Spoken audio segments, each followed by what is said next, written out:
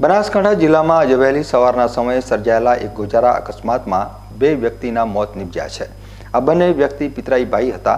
આ ખેડૂત ભાઈઓ તેમના બટાટા કોલ્ડ સ્ટોરેજમાં મૂકવા જતા હતા તે દરમિયાન પાછળથી આવી રહેલા ટ્રેલરે ટક્કર મારતા તેમનું ઘટના સ્થળ ઉપર મોત નિપજ્યું હતું।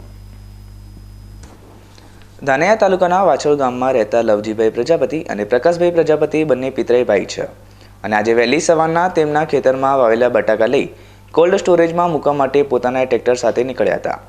તે દરમિયાન આ બંને ભાઈ દાંતીવાડા તાલુકાના સોડાપુર નજીક આવેલા સીપુ નદીના બ્રિજ પરથી પસાર થઈ રહ્યા હતા ત્યારે અચાનક પાછળથી આવી રહેલા ટ્રેલરે ચાલકે બટાટા ભરેલા ટ્રેક્ટરને જોરદાર ટક્કર મારતા ટ્રેક્ટરની ટોલીમાં બેઠેલા બંને ભાઈઓના ઘટના સ્થળ પર જ મોત નિપજ્યા હતા। ટ્રેલરની ટક્કર એટલી જોરદાર હતી કે ટોલીમાં બટાટાની બોરી પર બેઠેલા આ બંને યુવાનો ટોલી અને ટ્રેલર વચ્ચે આવી ગયા હતા।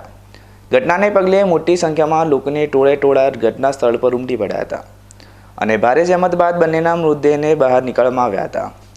બાદમાં બંનેના મૃતદેહને ડીસાની સરકારી હોસ્પિટલ ખાતે ખસેડવામાં આવ્યા હતા। જ્યારે આ અંગે ડીસા તાલુકા પોલીસને જાણ કરવામાં આવતા ડીસા તાલુકા પોલીસે ઘટના સ્થળ પર પહોંચી ઘટનાની વધુ તપાસ હાથ ધરી છે।